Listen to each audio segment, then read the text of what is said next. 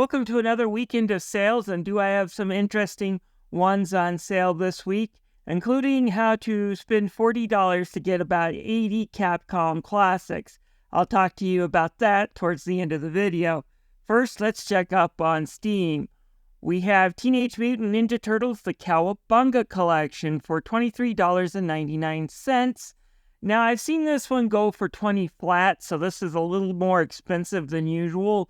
But if you haven't tried the Cowabunga Collection, it might be worth picking up, because there's a lot of really great games. You've got games like Turtles in Time, both the arcade and the stellar Super Nintendo game.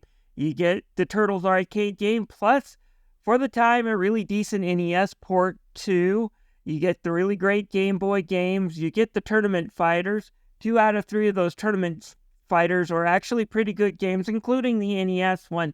So it's hard for me not to say you're not getting your money's worth for $23.99 for that Ninja Turtles collection. Tales of Berseria is now $4.99 on sale.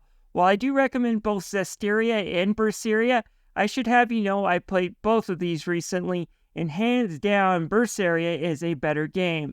It follows Velvet Crow, an innocent young woman whose brother-in-law Artorias and father figure betrays her, murders her brothers, manages to cut off her hand, and turns her into a demon before throwing her into the darkest pit you can find. Skip 3 years later, and Velvet manages to break out of her prison, and is now an angry young demon out on a quest for revenge. Problem is, Artorias has moved up in the world. The sacrifice of her brother Laphicet has given him the power to basically fight and defeat demons, and he's now the protector of the world. Nonetheless, Velvet still wants him dead.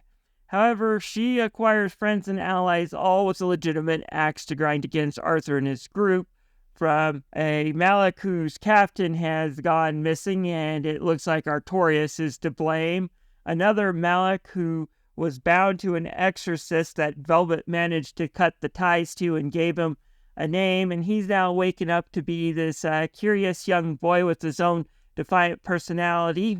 We have straight-laced Eleanor, who believes in Artorias' mission heart and soul, but has to come to grasp with the man she adores isn't perfect when Velvet shows her the truth about what happened to her and what he did to her.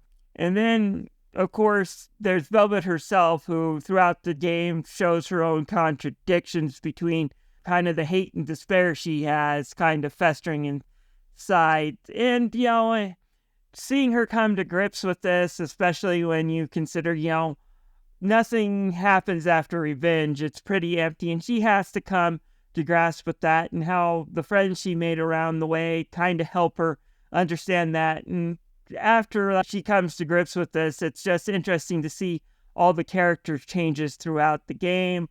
Throw in Magilu, who is my absolute favorite when it comes to just a character who is a force for chaos. And this is just a really fun story. The battle system is also good, provided you have some patience, as it is definitely complicated. It's built around building your own combos and stuff to deal with each type of situation. It's fun, but it's not perfect. But I still enjoyed this game. It's well worth $5. Tales of Zestiria is on sale for $4.99. As far as Zestiria goes, it's not quite as good as Berseria, as it follows Sore, who is a shepherd 1,000 years after Velvet and Artorias had their battle. And while it does have some small character growth and arcs, Sore has to maintain his focus, and being neutral is not always what it's cracked up to be. It's, for the most part, a pretty simple story of good versus evil. Pretty much anybody who's not a demon or a seraphim are good. Those who have let malevolence in and have turned into demons are evil. It's far from the many shades of gray Velvet's group painted, kind of making this story half-baked. Combat, though, is still really good, involving you switching out characters depending on their different elements. Just do your favor and skip the DLC. It's not worth it. Again, if you only have to choose one, definitely get Berseria. You do not need to know the one to understand the other. It's pretty much standalone games. If you do get both, you'll understand the Easter eggs and the winks and nods between the two, though. The Making of Karteka is $14.99. I loved playing this game as a kid on my grandfather's Apple II, and I am so glad they brought it back with this game, plus a loving remaster of this and loads of historical footage of the making. Basically, this game is an Apple II classic, as the evil Akuma has basically grounded the princess for staying out too late. You play as a master of karate, and you have to fight Akuma's troops to rescue her in order to ultimately get kicked in the head for your efforts. The game is primitive, but it has cinematics and scrolling a whole year before Super Mario Bros. Released stateside, and it was on the Apple IIe. It was a work of art, and it's still kind of fun to play, despite its age faults. The Contra Anniversary Collection is well worth $4. You have the original Contra Arcade and Super Contra, which are decent enough games, but their home ports are some of the best games on the NES. Operation C is a really great Game Boy interpretation. I wasn't expecting it to be as good as it is.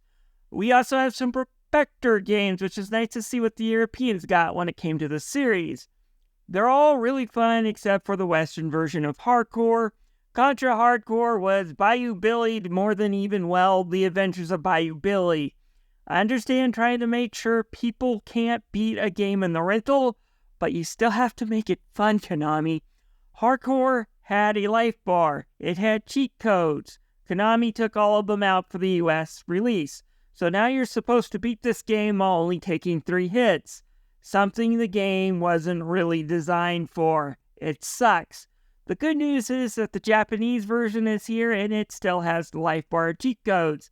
Bad news is this is the only Contra game that has dialogue and a story to it. Ouch. Still a really great collection, and it does show some classic Konami screw-ups when it comes to rebalancing their games to make them harder. Finally, we got the River City Girls. I loved River City Ransom as a kid, and I think WayForward did a good job with this updates. Basically, Ricky and Kunya have been captured, and it's up to Misako and Kyoko to go through the mean streets of River City to rescue them. Outside of the first stage being a bit long on the tooth and the original ending being a bit on the lame side, the RPG mechanics, the animation, the fighting, the moves, and the humor are all spot on, making this game a really fun game to play, and one well worth picking up for $14.99. Alright, let's move on to the humble bundles. Now, with the Mega Man bundle that I talked about last week, which is still going on as of this recording, and this new fighting bundle, it is now possible to get around 80 classic Capcom games for just $40, and have most of them being pretty good. Okay, so it's not perfect. I mean, the Mega Man collection does have X7 in it, and if you go for this fighting collection, you not only get 1 copy of the original Street Fighter, but you get 2. Which, yeah, some could argue that giving players 2 copies of the original Street Fighter is a crime against humanity because it sucks. But with the Fighter Bundle, you get Street Fighter 4, which was great. Street Fighter 5 Champion Edition, which is a full game, and I will admit I haven't really tried the full game. I did try the bare basics of Street Fighter 5 and thought it was okay. Not great, but okay. But then you get the 30th anniversary, which again contains the god-awful original Street Fighter, but it also contains Street Fighter 2, Alpha, and Street Fighter 3. But if that isn't enough, you get all the games in the Capcom arcade stadiums, which is why I got it.